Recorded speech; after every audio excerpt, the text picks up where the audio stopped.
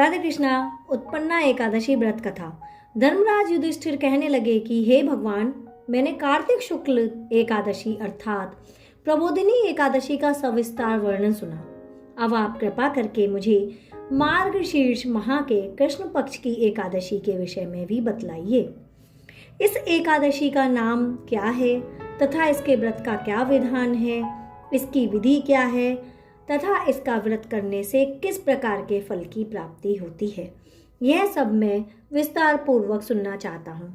भगवान श्री कृष्ण बोले, मार्गशीर्ष माह के कृष्ण पक्ष में आने वाली इस एकादशी को उत्पन्ना एकादशी कहा जाता है। यह व्रत शंखोद्वार तीर्थ में स्नान करके भगवान के दर्शन करने से जो फल प्राप्त होता है उसके बराबर पुण्य मिलता है।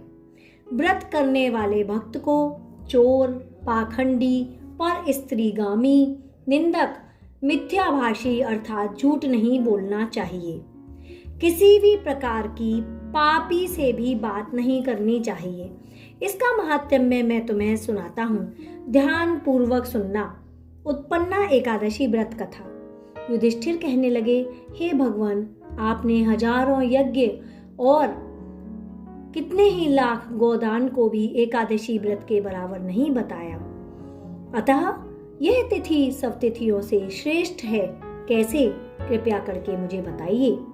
भगवान बोले, हे युधिष्ठिर, सतयुग में मुर नाम का एक दैत्य उत्पन्न हुआ।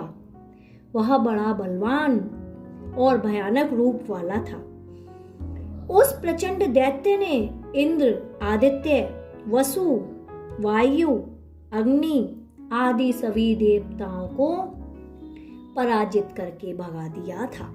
तब इंद्र देवता सहित सभी देवता बहुत ही भयभीत होकर भगवान शिव के पास जाकर समस्त वृतांत कहा और बोले, हे कैलाशपति, हे शिव शंकर, मुर दैत्य से भयभीत होकर सब में देवता मृत्यु लोक में फिर रहे हैं। तब भगवान शिव ने कहा, हे देवताओं, तीनों लोकों के स्वामी, भक्तों के दुखों का नाश करने वाले भगवान विष्णु की शरण में जाओ। वे ही तुम्हारे दुखों को दूर कर सकते हैं। शिव जी के ऐसे वचन सुनकर सभी देवता क्षीर सागर में जा पहुंचे और वहां भगवान विष्णु को शयन करते देखकर हाथ जोड़कर उनकी स्तुति करने लगे। हे देवताओं, उन देवताओं के द्वारा स्तुति करने योग्य प्रभु आपको बारंबार नमस्कार है। देवताओं की रक्षा करने वाले मधुसूदन, आपको नमस्कार है। आप हमारी रक्षा करें। दैत्यों से भयभीत होकर हम आपकी शरण में आए हैं। आप इस संसार के कर्ता, माता पिता, उत्पत्ति और पालन करता और संहार करने वाले भी हैं। सबको शांति प्रदान करने वाले हैं। आकाश और पाताल भी आप ही हैं। सबके पितामह ब्रह्मा, सूर्य, चंद्र, अग्नि, सामग्री, होम, आहुति, मंत्र, तंत्र, जप, यजमान, यज्ञ, कर्म, कर्ता, भोक्ता भी स्वयं आप ही हैं। आप सर्वव्यापक हैं। आपके सिवा तीनों लोकों में चर तथा अचर कुछ भी नहीं है।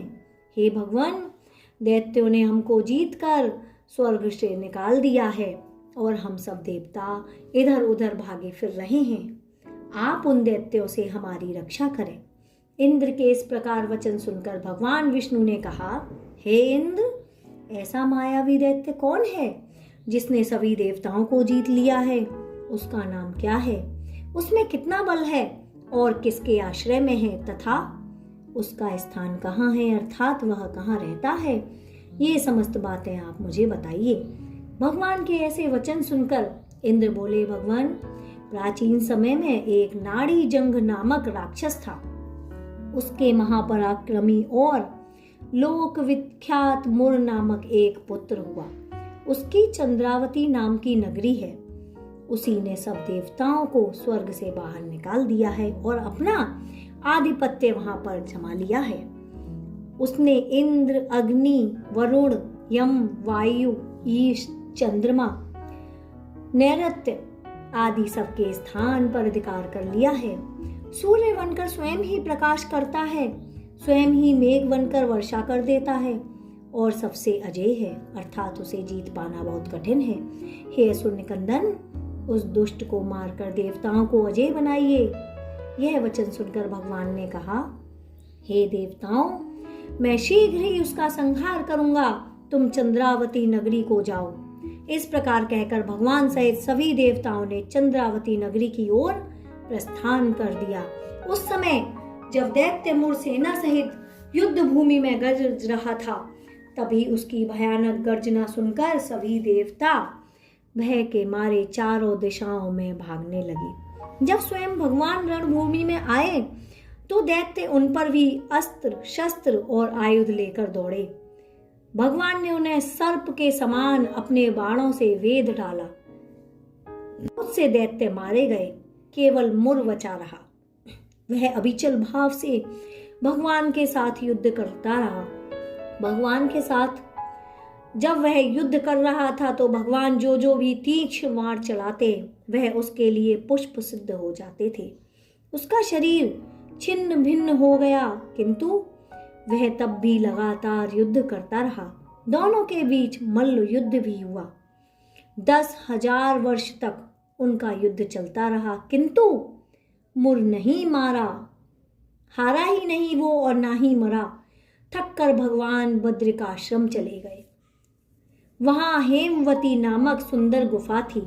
उसमें विश्राम करने के लिए भगवान उसके अंदर प्रवेश कर गए। यह गुफा 12 योजन लंबी थी।